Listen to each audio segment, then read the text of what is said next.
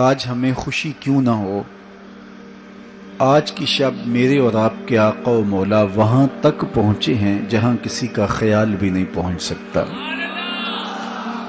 کوئی فلک تے رہ یار گیا، کوئی جا سدرا تے ہار گیا، ایک کالیاں زلفاں والا سی جڑا عرش تو بھی لنگ پار گیا۔ اتنا عروج کائنات میں حضور علیہ السلام سے پہلے نہ کبھی کسی کو ملا، نہ حضور کے بعد کسی کو ملا۔ وہ بلندیاں، وہ رفعتیں، وہ وسعتیں، وہ شان و شوکت، وہ عزت، وہ عظمت، وہ رفعت ان کا مقسوم ہوا جو انہی کا ہی حصہ ہے۔ اور اللہ تعالیٰ جل شانہ نے اتنا نوازا کہ کوئی کمی باقی نہیں رہی، اور حضور کے صدقے سے اس امت کو بھی نواز دیا گیا، بخشش کا وعدہ دے کر اس امت کے لیے 50 نمازوں کا تحفہ دے کے، جو بعد میں سمٹ کے 5 رہ گئیں، اور خواتین سورہ بقرہ عطا کر کے اس امت کے دردوں کا درمان کیا اور انہیں سکون اور قرار کی دولت نصیب فرمائی۔ کتاب رحمت قرآن مجید اس واقعہ کو بہت شان و شوکت کے ساتھ بیان کیا ہے کہ وہ ذات پاک ہے جس نے اپنے عبد خاص کو، عبد مکرم کو،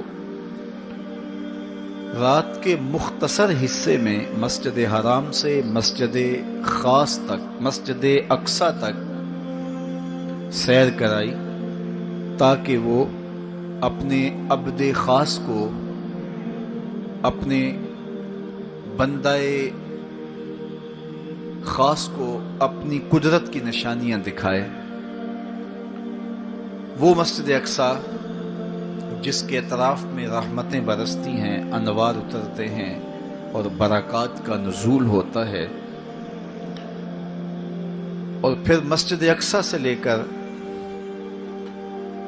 آسمان تک، اور آسمان سے سدرہ تک، اور سدرہ سے جہاں تک میرے رب نے چاہا اپنے محبوب کو سیر کرائی اور قدرت کے نشانات دکھائے۔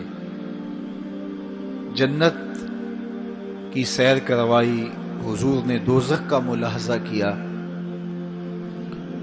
مسجد اقصی میں نبیوں کی امامت کروائی، بیت المعمور میں اللہ کے محبوب کی جلوہ گری ہوئی، انبیاء علیہم السلام سے ملاقاتیں ہوئیں، اور سب سے بڑھ کر اللہ نے اپنے محبوب کو اپنا دیدار عطا فرمایا۔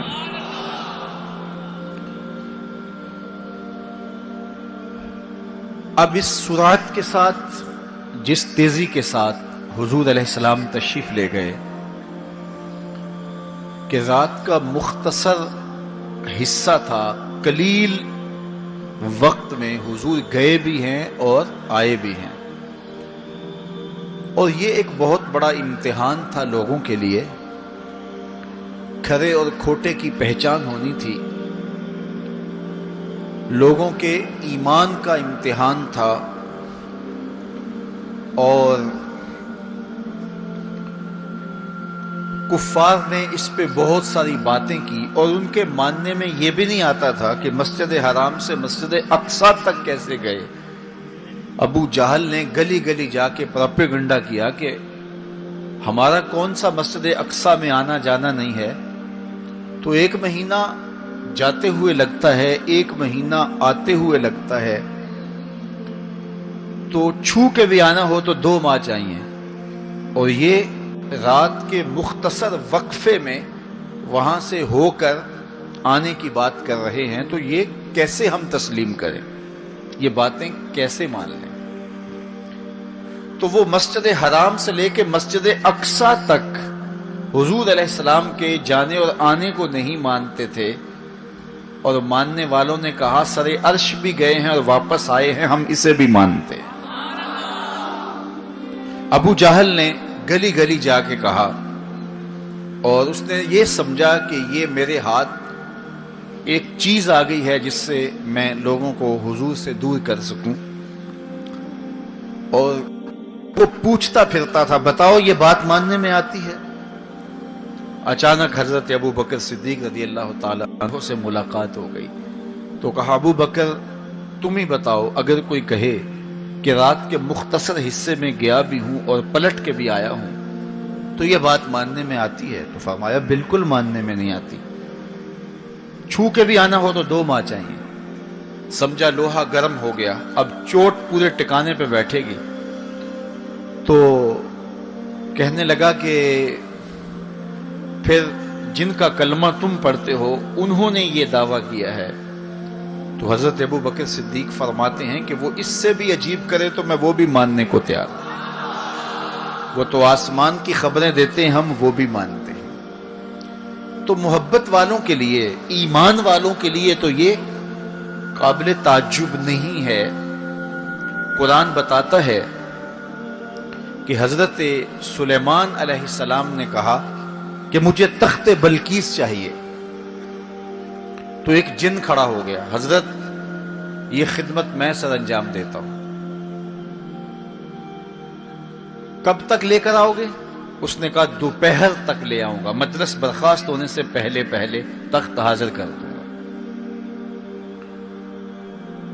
اور وہ کوئی ڈبیا نہیں تھی کہ جیب میں ڈال کے لے آنی ہو، وہ تخت اتنا بڑا تھا کہ 60 ہاتھ چوڑا تھا، 80 ہاتھ لمبا تھا اور کئی ہاتھ موٹا تھا، 7 کوٹڑیوں میں مکفل تھا، پہرے دار کھڑے تھے، 1 مہینے کی مسافت پہ تھا۔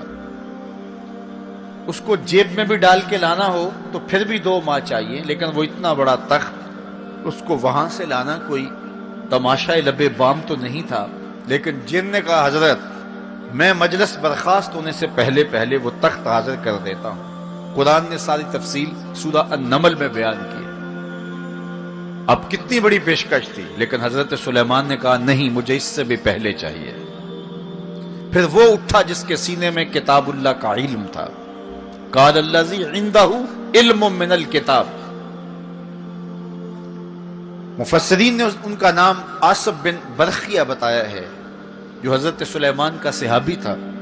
اس نے کہا حضرت میں یہ سعادت اپنے ذمہ لینا چاہتا ہوں، آپ کو اگر جلدی چاہیے تو میں لے آتا ہوں۔ تو آپ نے فرمایا وہ تو دوپہر تک کا ٹائم دے رہا، بتاؤ تم کب لاؤ گے؟ تو وہ شخص جو زبور کا عالم تھا اور حضرت سلیمان علیہ السلام کا صحابی تھا، وہ بولا انا آتی کا بہی قبل ان یرتد الیک طرفک، حضور آپ آنکھ بعد میں جھپکیں گے، تخت پہلے حاضر ہوگا۔ اور حضرت سلیمان نے ابھی آنکھ جھپکی نہیں تھی، تخت سامنے پڑا ہوا تھا۔ بے ساختہ پکارا ھذا من فضل ربی، یہ میرے رب کا فضل ہے کہ جس نے میرے ماننے والے کو یہ روحانی طاقت اور توانائی نصیب کر دی۔ میں آپ سے کہتا ہوں کہ حضرت سلیمان کے امتی کی یہ شان ہے کہ 1 مہینے کی مسافت پر پڑا ہوا تخت آنکھ جھپکنے سے پہلے حاضر کر دیتا ہے، اور خود سلیمان مقتدی بن کے مسجد اقصی میں جس امام کے پیچھے کھڑے ہوں اس امام کی شان کا عالم کیا ہوگا، ان کی رفعتوں کا عالم کیا ہوگا۔ تو یہ ایک امتحان ہے معراج، اور میرے اور آپ کے آقا و مولا کی عظمتوں کو ماننے والوں نے کہا کہ یہ بعید نہیں ہے، اللہ اپنے محبوب علیہ السلام کو جہاں چاہے جتنے وقت میں چاہے لے جا بھی سکتا ہے، اور اللہ کی دی ہوئی طاقت سے محبوب واپس پلٹ کے آ بھی سکتے ہیں۔ لوگوں نے یہ کہا کہ جسم اتنی سرعت کے ساتھ اگر محو سفر ہو تو تحلیل ہو جائے، تو میاں تخت سلیمان تحلیل نہیں ہوا، اور یہ حضرت سلیمان کے مقتدی کی تخت بلقیس جو ہے وہ تحلیل نہیں ہوا، اور یہ حضرت سلیمان کے مقتدی کی روحانی قوتوں کا کرشمہ ہے تو جب ان کے مقتدی کی قوتوں کا یہ کرشمہ ہے تو ان کے امام کی طاقتوں کا عالم کیا ہوگا اور رفتوں کا عالم کیا ہوگا. باقی یہ دعویٰ میرے رب کا ہے، سبحان الذی اسری بعبدہ، وہ ذات پاک ہے جس نے اپنے عبد خاص کو سیر کرائی. اور پھر دنیا ورطہ حیرت میں ہے کہ اتنے مختصر حصے میں، اتنے قلیل وقت میں کیسے گئے اور کیسے پلٹ کے آئے. اور میرے رب نے کہا کہ سن لو، یہ میرے محبوب کا سفر نہیں ہے، یہ میرے محبوب کی سیر ہے. سبحان الذی اسری، یہ میرے محبوب کا سفر نہیں ہے، یہ میرے محبوب کی سیر ہے. اور آپ جانتے ہیں سفر اور سیر میں فرق. سفر تیزی کے ساتھ کیا جاتا ہے. میں اب جو فاصلہ طے کر کے آیا ہوں تو اگر میں سیر کی غرض سے یہاں آتا تو مجھے 2 گھنٹے لگتے، اور اگر میں گاڑی پہ بھی آتا تو پھر بھی مجھے کم از کم پونا گھنٹہ چاہیے تھا. لیکن میں 15-20 منٹ میں یہاں پہنچنے کی کوشش کی ہے، کیونکہ میری نگاہ میں ایک تھا کہ میں نے دیے گئے وقت کے مطابق یہاں پہنچنا ہے. وہ تو باہر بے تحاشا رش نہ ہوتا تو میں وقت سے 5 منٹ پہلے ہی پہنچ پاتا. تو میں دائیں بائیں سے بے نیاز ہو کے اپنی منزل پہ نگاہیں گاڑے ہوئے سرپٹ دوڑ رہا تھا اور یہاں تک آ پہنچا. لیکن سیر جو ہوتی ہے اس میں ہر منظر پہ رکا جاتا ہے، ٹھہرا جاتا ہے، کوئی نظارہ ہو تو اس سے لطف اندوز ہوا جاتا ہے. اب اتنی سرعت کے ساتھ گئے اور واپس پلٹ کے آئے. میرا رب کہتا ہے یہ میرے محبوب کا سفر نہیں تھا، یہ میرے محبوب کی سیر تھی. کیا سمجھو گے میرے محبوب کو؟ جس کی سیر تمہاری سمجھ میں نہیں آتی، اگر وہ سفر کرے تو پھر کیسے سمجھو گے؟ یہ تو ابھی سیر ہے اور تم ورطہ حیرت میں ہو. کیسے گئے، کیسے آئے؟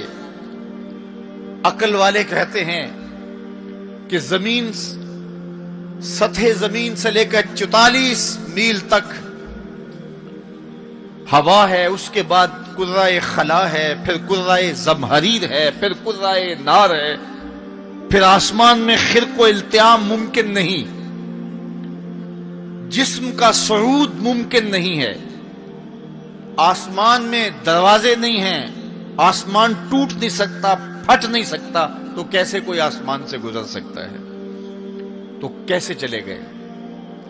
ہم کہتے ہیں کہ حضرت آدم ماں حضرت حوا کے کیسے آئے؟ یہ رکاوٹیں ان کے راستے میں بھی تو تھیں. حضرت عیسیٰ علیہ السلام کے بارے میں ہمارا عقیدہ ہے کہ وہ پھانسی نہیں دیے گئے، سولی نہیں چڑھائے گئے، بلکہ اللہ نے ان کو آسمان پہ اٹھا لیا. تو یہ رکاوٹیں تو ان کے راستے میں بھی آئی ہوں گی، تو وہ کیسے چلے گئے؟ جب حضرت عیسیٰ جا سکتے ہیں، حضرت آدم آ سکتے ہیں، تو میرا نبی جا بھی سکتا ہے، میرا نبی آ بھی سکتا ہے. فرق یہ ہے ابھی تک جو گیا ہے پلٹ کے آیا نہیں، جو آیا ہے ابھی تک پلٹ کے گیا نہیں. میرے نبی گئے بھی ہیں، میرے نبی آئے بھی. سی راز معراج محبتاں دا نہیں سی کسے دی سمجھ وچ آن والا، سدیا طالب تے گیا مطلوب ہوتے، جبرائیل سی صد لے جان والا، بازے آخدے بن دروازیاں تو کیویں پہنچیا عرش تے جان والا، ابر عقل نو ایتھے دخل کیے جانے جان والا یا لے جان والا. یہ میرے رب کا دعویٰ ہے، اپنے محبوب کو سیر میں نے کروائی. تو کائنات میں جن رفعتوں تک، جن بلندیوں تک میرے حضور پہنچے. اچھا سیر کروائی کیوں؟ تو کہا کہ میں اپنے عجائب قدرت کی نشانیاں اپنے عبد خاص کو، عبد منیب کو، عبد مختار کو، عبد مکرم کو دکھانا چاہتا ہوں. اور پھر اللہ جل شانہ نے اپنے محبوب کو اتنی نشانیاں دکھائیں جن کا تعلق دیکھنے سے بھی تھا، جن کا تعلق وجدان سے بھی تھا، محسوسات سے بھی تھا، سننے سے بھی تھا. کبھی حضور علیہ الصلوۃ والسلام جنت کی خوشبو سونگھتے ہیں، نظاروں کی وادی دیکھتے ہیں، اور جنت کے محلات کو حضور ملاحظہ فرماتے ہیں اور کبھی دوزخ کے اندر عذابوں میں مبتلا لوگوں کو حضور علیہ الصلوۃ والسلام دیکھتے ہیں، اور پھر اپنی امت کو بیان بھی فرمایا تاکہ وہ ان اعمال بد سے بچ جائیں جو جہنم میں لے جانے کا سبب اور ذریعہ ہے۔ آج کی شب خاص میں اور آپ اپنی زندگیوں پہ غور کریں اور حضور علیہ السلام نے وہ جو ہمیں خبریں دی ہیں ان کو دیکھیں، اور کوئی ایسی کوتاہی کہیں ہمارے اعمال میں تو نہیں ہے، اگر ہے تو اس کو اپنے سے دور کر کے ایک نئی زندگی کا آج سے آغاز کریں۔ حضور علیہ الصلوۃ والسلام نے فرمایا کہ میں نے کچھ لوگوں کو دیکھا کہ پتھروں سے ان کے سر کچلے جا رہے ہیں، اور پتھروں سے کچلنے کی وجہ سے ان لوگوں کے سر کیمے کی طرح ہو جاتے، کوٹ دیے جاتے ہیں پتھروں سے، لیکن تھوڑی دیر کے بعد پھر صحیح ہو جاتے ہیں، لیکن پھر دوبارہ ان کے سر کچلے جاتے۔ تو میں نے پوچھا جبریل یہ کون لوگ ہیں؟ تو کہا کہ یہ وہ لوگ ہیں کہ جن کے سر نماز کی وجہ سے بوجھل رہتے تھے، نماز جن کو بڑی بھاری لگتی تھی۔ کئی لوگوں کو نماز کا کہیں تو وہ 100 بہانے کرتے ہیں، اور ایک بہانہ تو ہر بے نمازی کرتا ہے، میرے کپڑے پاک نہیں ہیں۔ میرے والد گرامی فرمایا کرتے تھے تیرے کپڑے کیسے پاک ہو سکتے ہیں جب تو اللہ کے حضور جھکنا نہیں جانتا؟ جب اس کے حضور جھکنا سیکھ جائے گا تیرا لباس بھی پاک ہو جائے گا، تیرا بدن بھی پاک ہو جائے گا، تیرا تن بھی پاک ہو جائے گا، تیرا من بھی پاک ہو جائے گا۔ تو 100 بہانے تو ان کے سر نماز کی وجہ سے بوجھل ہو جاتے، اذان کی آواز سنتے اور پھر دوبارہ سرہانے پہ سر ڈال دیتے اور اٹھنے کی ہمت نہ پڑتی۔ حی علی الصلاۃ حی علی الفلاح کی دل فریب صدائیں کانوں میں پڑتی۔ تو ان کے سر نماز کی وجہ سے بوجھل ہوتے تھے، اور آج ان کے سر پتھروں سے کوٹے جا رہے ہیں۔ اس پورے اجتماع میں جو اس گراؤنڈ کے کناروں تک ہے اور باہر گلی میں بھی اس لاؤڈ سپیکر کے ذریعے سے، بازار میں بھی، سڑک پر بھی آوازیں پہنچ رہی ہوں گی، تو آپ سب اور میں غور کریں کہ ہماری زندگی میں کہیں نماز سے کوتاہی تو نہیں ہے، اور یہ بھی سن لیجئے کہ یہ معراج کا تحفہ خاص ہے جو حضور لے کر آئے ہیں۔ معراج کی شب جب حضور وہاں پہنچے، جب کسی کا تصور بھی نہیں پہنچ سکتا، تو اللہ نے اپنے محبوب علیہ السلام کو جو عطا کیا اس میں خواتین میں سورہ بقرہ تھی، سورہ بقرہ کی آخری آیات عطا کی گئی، امت کے ساتھ بخشش کا وعدہ کیا گیا اگر وہ شرک نہیں کرتی، اور جو سب سے اہم شے وہ یہ کہ 50 نمازوں کا تحفہ دیا گیا۔ آقا کریم علیہ السلام 50 نمازوں کا ہدیہ اور تحفہ لے کر کے واپس پلٹے۔ چھٹے آسمان پہ حضرت موسیٰ علیہ السلام سے ملاقات ہوئی، اور انہوں نے کہا کہ میں بنی اسرائیل کا تجربہ رکھتا ہوں، اور امتوں کا گہرا تجربہ رکھنے کی وجہ سے میں آپ سے عرض کرتا ہوں کہ آپ اللہ کی بارگاہ میں جائیے اور نمازوں میں تخفیف کی درخواست پیش کیجیے، یہ 50 نمازیں نہیں پڑھ پائیں گے۔ تو حضرت موسیٰ علیہ السلام کے کہنے پہ حضور دوبارہ بارگاہ عزتی میں حاضر ہوئے اور عرض کی، تو 5 نمازوں کی رخصت ہو گئی، 45 رہ گئی، تو واپس پلٹے تو حضرت موسیٰ علیہ السلام نے پھر کہا کہ یہ 45 بھی نہیں پڑھ سکیں گے، آپ اللہ کی بارگاہ میں دوبارہ تخفیف کی درخواست پیش کیجیے۔ تو حضور دوبارہ جاتے، پھر آئے، پھر انہوں نے کہا، 9 مرتبہ واپس بھیجا، اور 50 سے 5 نمازیں رہ گئیں۔ جب 5 نمازیں لے کے حضور واپس آ رہے تھے تو حضرت موسیٰ پھر ملے، اور انہوں نے ایک بار پھر کہا، ایک بار اور جائیے۔ اب عادت باری کیا ہے، ہر بار درخواست کرنے سے 5 نمازوں کی رخصت ملتی ہے، اب رہ ہی 5 گئی ہیں، تو عادت باری کے مطابق اب یہ 5 بھی معاف ہو جائیں گی۔ تو حضور نے فرمایا، مجھے رب سے شرم آتی، رب سے حیا آتی۔ امت سے توقع کی کہ یہ امت اتنی نکمی تو نہیں ہے کہ 5 نمازیں بھی نہ پڑھے۔ تو میرے اور آپ سے یہ ہمارے آقا و مولا کی توقع تھی کہ ہم 5 نمازیں ادا کریں، اور یہ 5 نمازیں ہمیں ثواب 50 کا ہی عطا کریں گے۔ لا تبدیل لکلمات اللہ، اللہ کی باتیں تبدیل نہیں ہوتی۔ بظاہر یہاں 9 مرتبہ تبدیلی آئی ہے، لیکن اللہ نے ایک ضابطہ دیا، من جاء بالحسنۃ فلہ عشر امثالھا، جو ایک نیکی کرے 10 کا ثواب دیتا ہوں، پڑھو گے 5 ثواب 50 کا عطا کروں گا، چونکہ اللہ کی باتیں تبدیل نہیں ہوتی۔ تو یہ 5 نمازیں تحفہ معراج ہیں جو حضور لے کر کے آئے ہیں، اسی لیے الصلاۃ معراج المومنین کہا گیا کہ معراج اہل ایمان کے لیے، نماز اہل ایمان کے لیے معراج ہے۔ حضور کا معراج تو یہ کہ رخ مالک سے پردے اٹھے اور دیدار الہی کیا، اور وہاں تک پہنچے جہاں کسی کا تصور بھی نہیں پہنچ سکتا۔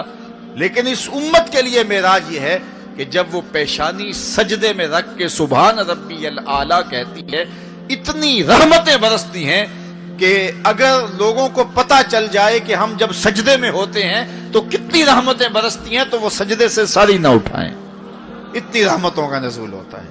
اس لیے اس امت کا معراج یہ ہے کہ یہ 5 گانا نماز شعار زندگی بنا لے، کبھی بھی نماز قضا نہ ہونے دے، اپنی زندگی میں نمازوں کو اس طرح شامل کرے کہ نماز کا وقت آئے تو بے چینی ہو کہ نماز کی ادائیگی ہو، اور ایک نماز کے بعد دوسری نماز کا انتظار کرنے لگ جائیں۔ میرے اور آپ کے آقا و مولا نے فرمایا، مجھے تمہاری دنیا سے صرف 3 چیزیں پسند ہے، حبب الی من دنیاکم ثلاث، تمہاری دنیا سے صرف 3 چیزیں پسند ہے، خوشبو، پاکیزہ عورتیں، اور میری آنکھوں کی ٹھنڈک نماز میں رکھی گئی۔ حضور نماز کو آنکھوں کی ٹھنڈک قرار دیں، اور فرمایا بلال حبشی کو جب اذان کے لیے کہتے تو یہ فرماتے، ارحنا یا بلال، بلال اٹھو اور ہمارے سینے کو راحت پہنچا دو۔ تو نماز سے حضور کے قلب کو، حضور کے سینے کو راحت پہنچتی تھی۔ میں اور آپ جتنے لوگ یہاں آئے ہیں، اور جس ہجوم کے ساتھ، جس شوق کے ساتھ، جس ولولے کے ساتھ اور جس محبت کے ساتھ آئے ہیں، یقیناً آپ اور میں حضور کو راضی کرنے آئے ہیں، اپنے رب کو راضی کرنے آئے ہیں، آقائے دو عالم کی رضا کے حصول کے لیے ہم آئے ہیں۔ تو حضور کی رضا کے طالب بن کے آج کے اس اجتماع میں آنے والوں، اگر تم چاہتے ہو کہ حضور ہم سے راضی ہو جائیں، تو اگر بدقسمتی سے کوئی بے نمازی ہے تو آج عزم کر کے جائے کہ آج کے بعد نماز نہیں چھوڑوں گا، اللہ کے رسول راضی ہو جائیں گے انشاءاللہ، چونکہ حضور نے نماز کو اپنی آنکھوں کی ٹھنڈک قرار دیا ہے، اپنے دل کا قرار نماز کو قرار دیا۔ ارحنا یا بلال، بلال ہمیں راحت پہنچا دو اذان دے کے، تو یہ حضور کے لیے راحت کا سبب تھا۔ تو 5 گانا نماز شعار زندگی رکھیں، اور جنہیں نماز نصیب ہے وہ یہ سمجھیں کہ نماز معراج المومنین ہے، تو پھر ہمیں سجدے میں اس کی لذت کیوں نصیب نہیں ہوتی؟ تو وہ اپنے خیالات کو قابو میں کریں، اپنی نماز میں یکسو ہو جائیں، پڑے سجدے میں ہوں اور کھڑے دکان پہ ہوں تو پھر سجدہ سرور بخش نہیں ہوگا، پھر قیام لذت آفری نہیں ہوگا۔ تو اپنی نماز کو اس قدر یکسو کر لو کہ جب تم سجدے میں ہو، قیام میں ہو، رکوع میں ہو، تو سجدے، قیام اور رکوع کی لذت تمہیں حاصل ہو رہی ہو، تو پھر معراج کی لذتیں تمہیں نماز میں نصیب ہوں گی اور قرار نصیب ہوگا۔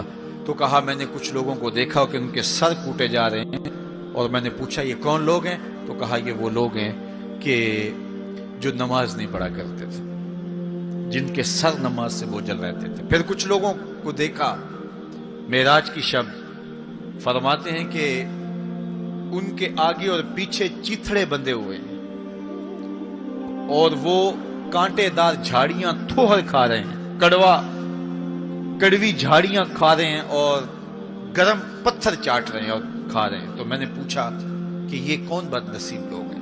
تو کہا یہ وہ لوگ ہیں جو اپنے مال کا صدقہ نہیں دیا کرتے تھے، مال کی زکوٰۃ نہ ادا کرنے والے سخت عذاب میں مبتلا ہوں گے اور اللہ کے قہر و غضب کا شکار ہوں گے۔ اور پھر فرمایا میں نے ایسے لوگوں کو بھی دیکھا کہ جن کے سامنے انواع و اقسام کے کھانے پڑے ہوئے ہیں، ہنڈیا کے اندر اچھے تازہ اور خوشبودار معقولات موجود ہیں لیکن وہ ان کو نہیں لے رہے، بلکہ بدبودار سڑا ہوا گوشت کہیں پڑا ہے اور وہ اس کو اٹھا اٹھا کے کھا رہے ہیں۔ تو مجھے حیرت ہوئی، تو میں نے جبریل سے پوچھا کہ یہ کون بد نصیب لوگ ہیں کہ ان کے سامنے بھنا ہوا تازہ گوشت موجود ہے، خوشبودار گوشت موجود ہے، لیکن یہ اس بدبودار اور متعفن میں ہاتھ مار رہے ہیں۔ تو کہا یہ آپ کی امت کے وہ بد نصیب لوگ ہیں کہ جن کو پاک طاہر اور پاکیزہ بیویاں میسر تھیں، لیکن اس کے باوجود وہ ناپاک عورتوں کے بستروں پہ راتیں بسر کرتے تھے۔ دور موجود کے اندر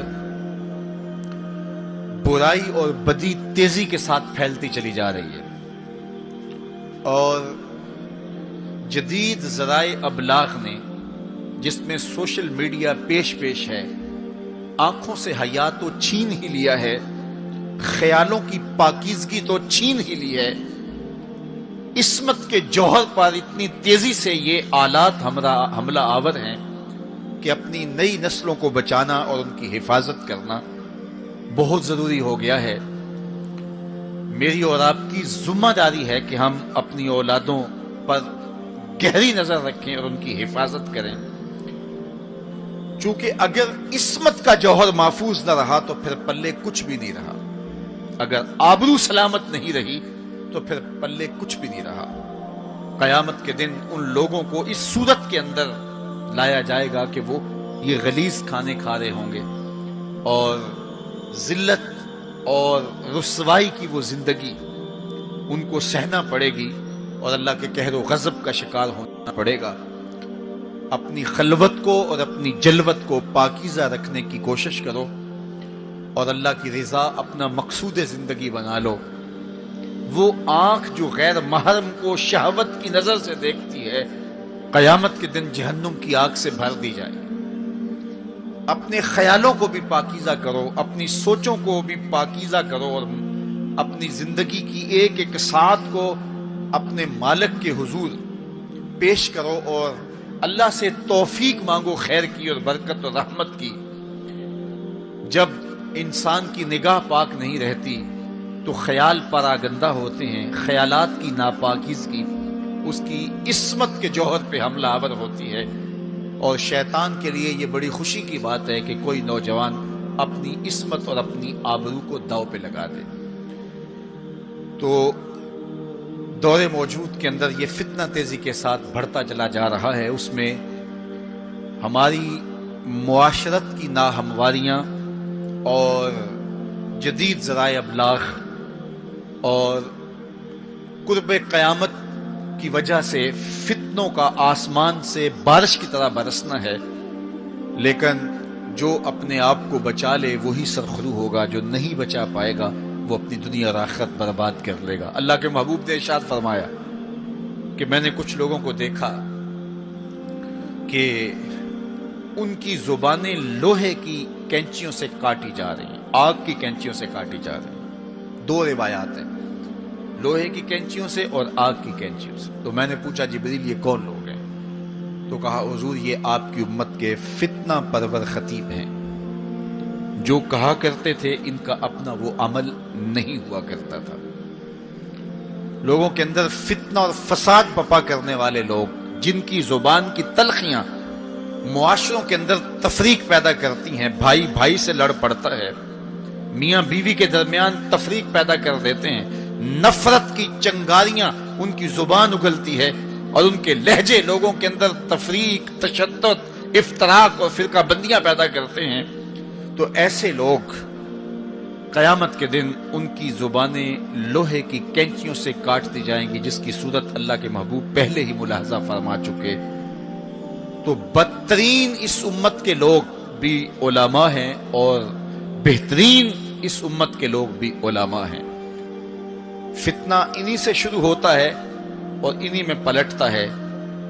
ان کے پاس بیٹھنے سے خیر ملتی ہے اگر وہ خیر کی راہوں کے مسافر ہوں، اور اگر یہ طبقہ خراب ہو جائے اور شر پہ اتر آ جائے، شر پہ اتر آئے، تو پھر سب سے زیادہ شر بھی انہی کے دامن سے پھوٹتی ہے۔ ان کی زبان جب زہر اگلنے لگے اور ان کے لفظ شعلے بن جائیں تو معاشرے بسم ہو کے رہ جاتے ہیں اور معاشرے جل کے خاشاک ہو جاتے ہیں۔ اس لیے خاص طور پہ اس طبقے کو اپنا ہمیشہ محاسبہ کرنے کی ضرورت ہے کہ ہمارے عمل سے، ہمارے رویے سے، طرز زندگی سے، ہماری گفتگو سے، ہمارے کسی لہجے سے کسی کے لیے تفریق، تشتت، افتراق اور لڑائی پیدا نہ ہو۔ تو یہ بات بہت ہی اہم ہے جو اللہ کے محبوب علیہ الصلوۃ والسلام نے بیان فرمائی۔ اللہ کے محبوب علیہ السلام فرماتے ہیں میں نے ایک منظر دیکھا کہ ایک سوراخ ہے، اس سے ایک بیل نکلتا ہے، نکلنے کے بعد دوبارہ گھسنے کی کوشش کرتا ہے لیکن گھس نہیں پاتا۔ تو میں نے جبریل سے پوچھا کہ یہ کیا ماجرا ہے؟ تو جبریل نے کہا کہ حضور یہ ان لوگوں کی مثال بیان کی ہے جو زبان سے بڑا بول نکال دیتے ہیں اور پھر دوبارہ اس کو لینا چاہتے ہیں تو پھر وہ واپسی نہیں ہو سکتی۔ بعض اوقات آپ کوئی ایسی بات کر دیتے ہیں جس سے فتنہ پھیلنا شروع ہو جاتا ہے، جس سے شر پھیلنا شروع ہو جاتی ہے، جس سے معاشرے کے اندر تشتت اور افتراق پیدا ہونا شروع ہو جاتا ہے، جس سے لوگ آپس میں الجھ پڑتے ہیں۔ تو آپ آرام سے زبان سے کوئی جملہ نکال دیتے ہیں لیکن بعد میں اس کو واپس لینا چاہیں لیکن وہ شر پھیل چکی ہوتی ہے۔ تو اسی لیے ہمارے بزرگوں نے ہمیں یہ کہا ہے کہ بولنے سے پہلے 100 مرتبہ بات کو تول لو، غور کر لو، فکر کر لو۔ کمان سے تیر نہ نکلا ہو، آپ کے پاس اختیار ہوتا ہے کہ جب چاہو اس کو پھینک لو، لیکن جب آپ کمان سے تیر چھوڑ چکے ہوں تو پھر آپ کا اختیار ختم ہو جاتا ہے۔ پھر وہ زخمی کرے، کسی کی موت کا سبب بنے یا وہ تیر ضائع چلا جائے، پھر تمہارا اختیار نہیں ہوتا۔ تو بولنے سے قبل ضرور سوچو کہ میری زبان سے نکلا ہوا کوئی جملہ اس معاشرے پر کیا اثر پیدا کرے گا، اور جب زبان سے جملہ نکل گیا تو پھر آپ کے اختیار میں نہیں ہے۔ تو یہ بہت ضروری ہے۔ اس وقت ہر بندہ جو زبان میں آئے بول دیتا ہے، ہر بندے کو اس وقت بولنے کی جو لت ہے، اور آج کل تو وہ سوشل میڈیا کے اوپر جو من میں آیا تنہائی میں وہ لکھ دیا اور لکھ کے معاشرے کے اندر لوگوں کے اندر وہ چیز وائرل کر دی، جس طرح کی تصویر چاہا ڈال دی، لیکن پھر بعد میں وہ آپ کے اختیار میں چیز نہیں رہتی ہے۔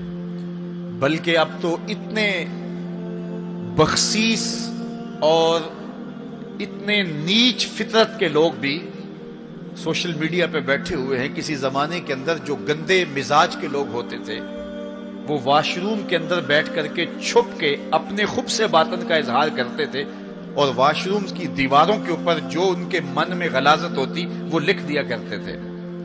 پبلک واش رومز کے اندر ایسے مناظر آپ نے بھی دیکھے ہوں گے کہ انسانیت کا سر شرم سے جھک جاتا ہے۔ ایسے چھوٹی سوچ کے لوگ وہاں بیٹھ کر کے جو ہے وہ لکھ دیا کرتے تھے۔ اب وہی لوگ، ان کو ایک سوشل میڈیا کا پلیٹ فارم مل گیا ہے اور وہ یہاں اپنے بند کمرے میں جو چاہیں لکھ کے اس کے اوپر ڈال دیں، اور اس کی شر اور اس کا فساد اور اس کی غلاظت، اس کی گندگی کے چھینٹے کہاں کہاں تک پہنچتے ہیں، ان کو اس سے غرض نہیں ہوتی۔ تو ایک ایک حرف جو زبان سے نکلتا ہے، تمہارا قلم سے نکلا ہوا ایک ایک جملہ، اس کا حساب ہونا ہے قیامت کے دن۔ ایک ایک چیز کے بارے میں پوچھا جائے گا۔ اور آج اگر تم سوشل میڈیا پہ کوئی بات چھوڑتے ہو، یا کسی مجمع عام کے اندر کوئی بات کرتے ہو، یا تنہائی کے اندر کوئی بات کرتے ہو اور پھر اس کی شر پھیلتی ہے، تو وہ شر تو پھر سفر کرتی رہے گی۔ تم اب وہ جملے کہنے چھوڑ بھی دو، تم اپنا وہ اکاؤنٹ بند بھی کر دو، لیکن وہ شر، وہ غلاظت، وہ گندگی، وہ چھینٹے جو اڑے تھے وہ آگے بڑھتے رہیں گے، اور اس کا گناہ تمہارے نامہ اعمال میں، تمہارے کھاتے میں درج ہوتا رہے گا، حتیٰ کہ تم مر بھی گئے تو پھر بھی تمہارے نامہ اعمال کے اندر وہ سب کچھ اترتا رہے گا۔ اس لیے اپنے آپ کو محتاط کرنے کی ضرورت ہے، اور اپنے ایک ایک لمحے کو محفوظ کرنے کی ضرورت ہے۔ اپنے وقت کو قیمتی جانو۔ اپنی زبان کو کھولنے سے قبل 100 بار سوچو کہ جو میں لفظ کہہ رہا ہوں وہ کیا مجھے کہنا چاہیے یا نہیں۔ میرے اور آپ کے آقا و مولا نے فرمایا جو اللہ اور پچھلے دن پر ایمان رکھتا ہے وہ خیر کی بات کہے ورنہ چپ رہے۔ اس کا چپ رہنا اس کے لیے بہتر ہے، اور اگر وہ کہنا چاہتا ہے تو وہ خیر کی بات کہے۔ تو فرمایا میں نے وہاں بیل نکلتے ہوئے دیکھا، اور پھر دوبارہ گھسنا چاہتا ہے تو گھس نہیں پاتا۔ تو کہا جبریل نے کہ یہ وہ بول ہے جو زبان سے نکالا جا چکا ہے، اب دوبارہ زبان میں اس کو داخل نہیں کیا جا سکتا۔ اور مختلف صورتیں حضور نے دیکھی، لوگوں کو عذابوں کے اندر مبتلا دیکھا، لوگوں کو تکلیفوں کے اندر مبتلا دیکھا، کسی کو خون کی نہر کے اندر غوطے کھاتے دیکھا، کسی کے پیٹ کے اندر سانپ دیکھے۔ اور جبریل سے پوچھا تو جبریل نے عرض کی، یا رسول اللہ یہ سود خور ہے، یا رسول اللہ یہ حرام کھانے والا ہے، یہ فلاں جرم کا مرتکب شخص ہے۔ تو وہ صورتیں حضور علیہ السلام کو دکھائی گئی اور وہ مناظر حضور کو دکھائے گئے۔ اور دوسری جانب جنت میں حضور نے ان خوش نصیب لوگوں کو بھی دیکھا کہ جن کی نیکیوں کی وجہ سے وہ اللہ کی رحمتوں کے حصار میں ہیں۔ ایک شخص کو دیکھا جو نور عرش میں ڈوبا ہوا ہے اور وہ نور ہی نور میں ہے۔ اللہ اکبر۔ تو جبریل سے حضور نے پوچھا یہ کون شخص ہے؟ تو جبریل امین نے اس کی 3 خوبیاں بیان کی، ان میں سے ایک خوبی یہ تھی کہ وہ اپنے والدین کا فرما بردار ہے۔ حضور علیہ السلام نے معراج کی شب بہت نظارے دیکھے، جنت دوزخ کو مشاہدہ کیا۔ حضور نے انبیاء علیہ السلام سے ملاقاتیں کی۔ پہلے آسمان پہ حضور علیہ السلام نے حضرت آدم علیہ السلام کو دیکھا، دوسرے آسمان پہ دیگر حتیٰ کہ 7ویں آسمان تک مختلف نبیوں کو دیکھا۔ اور پھر اس کے بعد حضور علیہ السلام 7 آسمانوں سے گزرتے ہوئے جب سدرۃ المنتہا پہ پہنچے تو جبریل امین نے کہا کہ حضور اب اس سے آگے میں نہیں جا سکتا۔ اللہ اکبر۔ پھر سبز نوری تخت آیا جس پہ حضور جلوہ فراز ہوئے، رف نامی اس تخت پہ حضور بیٹھے۔ پھر حضور وہاں تک پہنچے جہاں کسی کا خیال بھی نہیں پہنچ سکتا۔ خرد سے کہہ دو کہ سر جھکا لے، گماں سے گزرے گزرنے والے، یہاں خود پڑے ہیں جہت کو لالے، کوئی کیا بتائے کدھر گئے تھے، سراغ عین و متا کہاں تھا، نشان کیف و الا کہاں تھا، نہ کوئی ساتھی نہ کوئی راہی، نہ سنگ منزل نہ مرحلے تھے، کمان امکان کے جھوٹے نکتوں تم اول آخر کے پھیر میں ہو، محیط کی چال سے پوچھو کدھر سے آئے کدھر گئے تھے، کوئی حد ہے ان کے عروج کی، بلغل اولاب کمالے۔ حضور علیہ السلام فرماتے رأیت ربی فی احسن صورہ۔ اللہ اکبر۔ سب سے بڑی دولت جو حضور نے ملاحظہ کی، سب سے بڑا نور جو حضور نے دیکھا، سب سے بڑی قدرت کی نشانی جو حضور نے دیکھی، وہ یہ تھا کہ حضور نے سر کی آنکھوں سے اپنے رب کا دیدار کیا۔ نور ہی نور، اجالے ہی اجالے، روشنیاں ہی روشنیاں۔ اللہ اکبر۔ خود بلایا محبوب کو اور اپنا جلوہ دکھایا۔ ایک کوہ طور پہ خود چل کے جاتے ہیں، رب آرنی انظر الیک، مالک میں تجھے دیکھنا چاہتا ہوں۔ تو جواب کیا ملتا ہے؟ لن ترانی، اے موسیٰ تم مجھے نہیں دیکھ سکتے۔ اور ایک ام ہانی کے گھر لیٹے ہیں اور چادر اوڑھ کے استراحت کر رہے ہیں، جبریل جا کے حاضر ہو کے عرض گزار ہوتے ہیں، ان اللہ اشتاق الی لقائک یا رسول اللہ، محبوب آپ لیٹے ہو، آپ کا رب آپ کا دیدار کرنا چاہ رہا ہے۔ تبارک اللہ، شان تیری، تجھی کو زیبا ہے بے نیازی، کہیں پہ وہ جوش لن ترانی، کہیں تقاضے وصال کے تھے۔ ایک کوہ طور پہ خود چل کے جاتا ہے اور دیدار کی طلب کرتا ہے، مالک میں تجھے دیکھنا چاہتا ہوں۔ جواب کیا ملتا ہے؟ لن ترانی، اے موسیٰ تم نہیں دیکھ سکتے۔ پہم اصرار ہوتا ہے بار بار، یا اللہ میں تجھے دیکھنا چاہتا ہوں۔ علماء نے لکھا جب یہ کہہ دیا گیا تم نہیں دیکھ سکتے تو پھر تقاضا کیوں تھا؟ کہا اس لیے کہ رب کا کلام سنا تھا، اس لیے تڑپ تھی، جس کے کلام میں اتنا لطف ہے دیدار کا مزہ کیا ہوگا۔ تو کہا تھا مالک میں تجھے دیکھنا چاہتا ہوں۔ اچھا اگر مجھے دیکھنا چاہتے انظر الی الجبل، اس پہاڑ کو دیکھو، اگر یہ اپنی جگہ پہ کھڑا رہا تو تم مجھے دیکھ لو گے۔ اللہ نے اپنی رویت کو استقرار جبل کے ساتھ معلق کر دیا۔ علامہ سعد الدین تفتازانی علیہ رحمہ نے شرح عقائد نسفیہ میں اس پہ گفتگو کی ہے کہ ممکن کے ساتھ معلق بھی ممکن ہوتا ہے، گویا اللہ کا دیدار ممکن ہے۔ تو اللہ تعالیٰ جل شانہ نے کہا کہ اس پہاڑ کو دیکھو، یہ اگر اپنی جگہ ٹھہرا رہا تو تم مجھے دیکھ لو گے۔ یہ الگ بات ہے کہ وہ پہاڑ ٹھہر نہ سکا، اللہ کے جلووں کی تاب نہ لا سکا۔ اللہ تعالیٰ نے اس پہاڑ پہ جب اپنی تجلی کا نزول کیا، اور وہ بھی تجلی ذاتی نہیں تھی، تجلی صفاتی، اور اس کا بھی عکس پرتو ذل اور سایہ اس پہاڑ پہ ڈالا، اور پہاڑ اس جلوے کی تاب نہیں لا سکا، طور جلنے لگا، خرّ موسیٰ صاعقہ قرآن بتاتا ہے۔ حضرت موسیٰ علیہ السلام بھی بے ہوشی کی کیفیت میں زمین پر تشریف فرما ہو گئے۔ اللہ اکبر۔ اس کے بعد جب ہوش میں آئے تو حضرت موسیٰ اللہ کی بارگاہ میں عرض گزار ہے، مالک میں تیرے حضور توبہ کرتا ہوں، میں نے تقاضا ہی کیوں کیا۔ اللہ اکبر۔ جلووں کی تاب نہیں لا سکے، اور وہ تجلی ذاتی بھی نہیں تھی، تجلی صفاتی تھی، اور وہ بھی تجلی صفاتی کا عکس تھا، سایہ تھا، اور وہ بھی پہاڑ پہ پڑا، پہاڑ سے منعکس ہو کے حضرت موسیٰ علیہ السلام پہ آیا، لیکن تاب نہیں لا سکے۔ لیکن اللہ کے دیدار کا سرما تو آنکھوں میں لگ گیا تھا، ایک جھلک تو پڑی تھی۔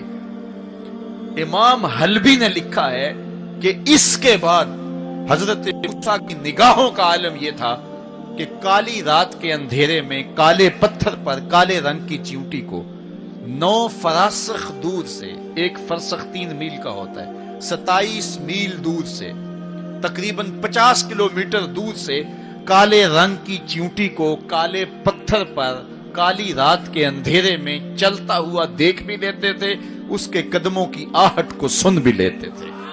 یہ اللہ کا کلام سننے کی وجہ سے کانوں میں یہ سماعت آ گئی، اور اللہ کا دیدار کرنے کی وجہ سے آنکھوں میں یہ توانائی آ گئی کہ 50 کلومیٹر دور کالی رات کے اندھیرے میں شب دیجور کی ظلمتوں میں کالے رنگ کی چیونٹی کو چلتا ہوا دیکھتے بھی، اس کے قدموں کی سرسراہٹ کو سنتے بھی۔ یہ اس کی نظر کا کمال ہے جس نے تجلی صفاتی کا پرتو پہاڑ پہ پڑتے ہوئے دیکھا اور تاب نہ لا سکا، اور جو ذاتی تجلیوں میں گم رہا اور آنکھ بھی نہیں جھپکتا، اس محمد عربی کی نگاہوں کا عالم کیا ہوگا، ان کی نظروں کا عالم کیا ہوگا۔ اسی لیے فرمایا انی ارا ما لا ترون واسمع ما لا تسمعون، جو میں دیکھتا ہوں وہ تم نہیں دیکھتے، جو میں سنتا ہوں وہ تم نہیں سنتے۔ تو تجلی صفاتی کا پرتو پڑا ہو تو نظر اتنی تیز ہو جائے، اور تجلی ذاتی کا عکس جس نے دیکھا، تجلی ذاتی کے جلووں میں جو گم رہا ہو، تو اس کی نگاہوں کا عالم کیا ہے۔ اللہ اکبر۔ یہاں تو خرّ موسیٰ صاعقہ ہے، وہاں کیا ما زاغ البصر وما طغی، آنکھ نہ ہی تو چندھیائی اور نہ حد ادب سے متجاوز ہوئی۔ کیسی آنکھ ہے، جب جلوائے محبوب دیکھا تو آنکھ چندھیائی بھی نہیں۔ آپ سورج کو دیکھیں اور وہ دوپہر پر ہو اور جو ہے وہ پورے جلال پر ہو تو آپ کی آنکھیں چندھیا جاتی ہیں، آپ دیکھ نہیں پاتے، آنکھوں میں پانی اتر آتا ہے۔ اب یہ آنکھیں کیسی تھیں کہ جب جلوائے جمال خدا دیکھا تو خدا کہہ رہا ہے، رب کہہ رہا ہے ما زاغ البصر، کیسی آنکھیں ہیں کہ جو چندھیائی نہیں ہے، وما طغی، اور حد ادب سے متجاوز بھی نہیں ہوئی ہیں۔ دنیا پر ایسا ہوتا ہے، کسی منظر کو کوئی نظر دیکھے تو نظر منظر کی تعریف کرتی ہے نا، کوئی نظارہ دیکھے تو ناظر تعریف کرتا ہے نا، واہ واہ کیسا نظارہ تھا، کیسا منظر تھا۔ دنیا کے اوپر یہی ہوتا آیا ہے، لوگ جاتے ہیں گلزاروں کو، پہاڑوں کو، کوساروں کو، وادیوں کو دیکھنے کے لیے، تو واپس پلٹتے ہیں تو کہتے ہیں کیا منظر تھا یار، پہاڑوں پہ جمی ہوئی برف، پھوٹتے جھرنے، بہتی ندیاں، کیا منظر تھا، کیا خوبصورت درخت تھے، اور درختوں کے اوپر کیا قدرت کے جمال کے رنگ تھے۔ اقبال بھی ایک منظر دیکھ کر آئے تو واپس کسی نے پوچھا کیا دیکھا وہاں، تو انہوں نے کہا من خدا را آنجا دیدم بے حجاب، میں نے اس کے جلوے وہاں بے نقاب دیکھے۔ تو جب کوئی ناظر کسی منظر کو دیکھتا ہے تو ناظر منظر کی تعریف کرتا ہے کہ واہ واہ کیسا منظر تھا، آنکھوں سے ہٹتا ہی نہیں ہے۔ یہ پہلی مرتبہ دنیا میں ایسا ہوا کہ ناظر نے منظر کو دیکھا تو منظر کہنے لگا واہ کیسی آنکھ ہے جو نہ چندھیاتی ہے نہ حد ادب سے گزرتی۔ یہ پہلی بار ایسا ہوا، ما زاغ البصر وما طغی۔ تو محبوب کریم نے، اللہ اکبر، اگر یہ کہا جائے کہ حضور کی روح نے معراج کیا تھا، یہ خواب دیکھی تھی، تو یہ آیت اس کی دلیل ہے کہ جب خواب دیکھی جاتی ہے تو یہ آنکھیں بند ہوتی ہیں۔ خواب خیال سے دیکھی جاتی ہے، وہ ایک خیال ہے جو پرواز کرتا ہے، اس کا تعلق دماغ سے ہوتا ہے. اور اگر روح کا دیکھنا ہو تو وہ روح بھی آنکھوں سے نہیں دیکھتی، ان آنکھوں سے، اس کی روح کی اپنی آنکھیں ہیں. تو جب آنکھوں کا ذکر کیا کہ آنکھ چندھیائی نہیں اور حد ادب گزری نہیں، تو محبوب پتا چلا کہ جو جلوہ دیکھا تھا وہ خواب میں نہیں دیکھا تھا، وہ اس آنکھ نے دیکھا تھا. جو جلوہ دیکھا تھا وہ آنکھ نے دیکھا تھا. اسی لیے تو بات آنکھ پہ ہو رہی ہے. ما زاغ البصر وما طغى. آنکھ چندھیائی نہیں، حد ادب سے گزری نہیں. تو معلوم ہوا کہ جو دیکھا تھا وہ آنکھ نے دیکھا ہے، اسی لیے تو آنکھ کی بات ہو رہی ہے. اور پھر ایک اور بات سنو، آگے قرآن کہتا ہے ما کذب الفؤاد ما رأى. جو آنکھ نے دیکھا دل نے اس کی تکذیب نہیں کی. یعنی جب آنکھ نے وہ جلوہ دیکھا تو آنکھ نے دل سے پوچھا کہ یہ وہی ہے، چونکہ دل میں تو وہ پہلے ہی رہتا تھا، دل میں تو بسیرے پہلے ہی تھے، دل میں تو پہلے ہی تھے. دیکھو کسی نے کسی کو نہ دیکھا ہو اور وہ کسی کے ساتھ اس کو دیکھنے جائے، تو جس کے ساتھ وہ دیکھنے گیا اس نے دیکھا ہو تو اس کو لگے کہ یہ وہی ہے، تو وہ اس سے پوچھتا ہے جناب یہ وہی ہے. تو اس نے دیکھا ہو تو وہ تصدیق کر دیتا. اور اگر اس نے بھی نہ دیکھا ہو تو پھر اسے کوئی پوچھتا بھی نہیں، چونکہ ہم بھئی ایک جیسے ہیں، تم نے بھی نہیں دیکھا میں نے بھی نہیں دیکھا. تو جب کسی نے پہلے دیکھا ہوا ہو تو پھر دوسرا اس کو پوچھتا ہے ہاں وہی ہے، اور وہ کہتا ہے ہاں ہاں وہی ہے. اور وہ یہ تب کہہ سکتا ہے کہ اس نے پہلے دیکھا ہو. جب جمال الہی کو نگاہ مصطفیٰ نے دیکھا تو نگاہ نے دل سے پوچھا یہ وہی ہے، یہ وہی ہے جو دل میں درد بن کے رہتا ہے، یہ وہی ہے. ما کذب الفؤاد ما رأى. قرآن بتاتا ہے جب آنکھ نے پوچھا نا دل سے تو دل نے تکذیب نہیں کی، دل نے کہا ہاں یہ وہی ہے. اب یہاں ایک جملہ کہتا ہوں اور میری تقریر یہاں اختتام کو بھی پہنچ جائے گی، تو یہ آپ کے لیے کافی قوی غذا ہوگی اور روح کو سرشار رکھے گی. اور وہ یہ کہ جو دل میں رہتا ہو وہ آنکھوں کے سامنے آئے، اسے تو معراج کہتے ہیں. جو دل میں بستا ہو وہ آنکھوں کے سامنے آ جائے، اسے ہی تو معراج کہتے ہیں. اس لیے دل نے تو پہلے ہی دیکھا تھا، دل میں تو وہ پہلے ہی رہتا تھا. آج شب جو ہے وہ آنکھ نے دیکھا تو آنکھ جو ہے وہ تڑپ کے دل سے پوچھتی ہے وہی ہے. اللہ اکبر. تو پھر آنکھ نے جب پوچھا تو دل نے ما کذب الفؤاد، دل نے تکذیب نہیں کی بلکہ دل نے تصدیق کی. اللہ اکبر. قرآن پوچھئے، قرآن کہتا ہے افتمارونہ علی ما یری. تم بحث کر رہے ہو، لڑ رہے ہو، الجھ رہے ہو آپس میں اس پر کہ جو اس نے دیکھا، تم دیکھنے پہ الجھ رہے ہو. وَلَقَدْ رَآهُ نَزْلَةً أُخْرَى. جو پھر اس نے 2 بار دیکھا. تم ایک بار کی بات کر رہے ہو، اس نے 2 بار دیکھا. اللہ اکبر. ما کذب الفؤاد ما رأى. آنکھ کیسی ہے؟ حد ادب سے آگے نہیں گزرتی، چندھیاتی بھی نہیں ہے. بات ساری آنکھ کی ہو رہی ہے تو پھر بات خواب کی کہاں آ گئی؟ آنکھ کی بات ہو رہی ہے، آنکھ ہی دل سے پوچھ رہی ہے تو بار بار آنکھ کی بات ہو رہی ہے. آنکھ نے دیکھا، آنکھ نے دیکھا. اچھا صرف دیکھا ہی کوئی بات نہیں ہوئی؟ اللہ اکبر. صرف دیکھا ہی کوئی بات نہیں ہوئی؟ قرآن سے پوچھتے ہیں، سورہ نجم اٹھاتے ہیں فَأَوْحَى إِلَىٰ عَبْدِهِ مَا أَوْحَى. کہاں باتیں بھی ہوئی تھی. اللہ اکبر. اب ساری توجہ ادھر ہوگی. کیا بات ہوئی؟ اعلامیہ کیا جاری ہوا؟ یہ مرکزی نقطہ ہے نا. ملاقات ہوئی ہے، اب کان کھڑے ہو گئے. پھر کوئی بات بھی ہوئی، جواب آیا ہاں ہوئی. فَأَوْحَى. ہاں بات ہوئی. فَأَوْحَى إِلَىٰ عَبْدِهِ. اس نے اپنے بندے سے کوئی بات کی. اب سماعتیں رک گئیں، سانسیں بھی رک گئیں. اب سنیں تو صحیح کیا بات ہوئی. اب سنو کیا بات ہوئی. اور اس بات پہ بات ہی ختم ہے. کیا لفظ ہیں اور کیا قرآن کا اسلوب ہے. قرآن تو واقعی اللہ کا کلام ہے. پھر ذرا سنیے ذرا کیا منظر ہے، لطف کیا ہے کہ ملاقات ہوئی. ملاقات کو قرآن بیان کر رہا ہے. آنکھ جھپکی نہیں ہے، بات قرآن بتا رہا ہے. آنکھ نہ جھپکی ہے، نہ حد ادب سے آگے گزری ہے. یہاں ایک اور بات عرض کرنا چاہوں گا. حد ادب سے آگے نہیں گزری، حد ادب سے متجاوز نہیں ہوئی. تو تو یہ جملہ بتاتا ہے یہ جبریل سے ملاقات کی بات نہیں بتائی جا رہی، یہ رب سے ملاقات کی بات بتائی جا رہی ہے۔ یہ حد ادب کی جو بات ہے، اس بات کو سمجھیں۔ پھر کہا، آنکھ نے پوچھا دل سے، دل نے کہا ہاں یہ وہی ہے۔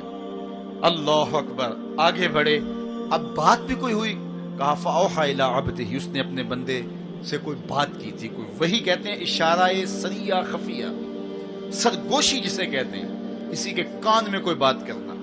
تو کہا پھر اس نے اپنے بندے سے کوئی بات بھی کی، کان کھڑے ہو گئے، سماعتیں رک گئی، سانسیں رک گئی، کیا بات ہوئی؟ جواب آیا ما اوہا، تمہیں کیا لگے جو بھی ہوئی، کرنے والے نے کی، سننے والے نے سنی۔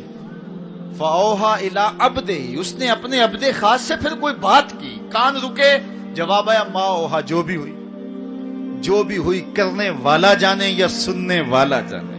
سی راز میراج محبتاں دا، نہیں کسے دی سمجھ وچ آن والا، سدیا طالب تے گیا مطلوب ہوتے، جبرائیل سی صد لے جان والا، بازے آخدے بن دروازیاں تو کمیں پہنچیا عرش تے جان والا، ابر عقل نو ایتھے دخل کیے، جانے جان والا یا لے جان والا۔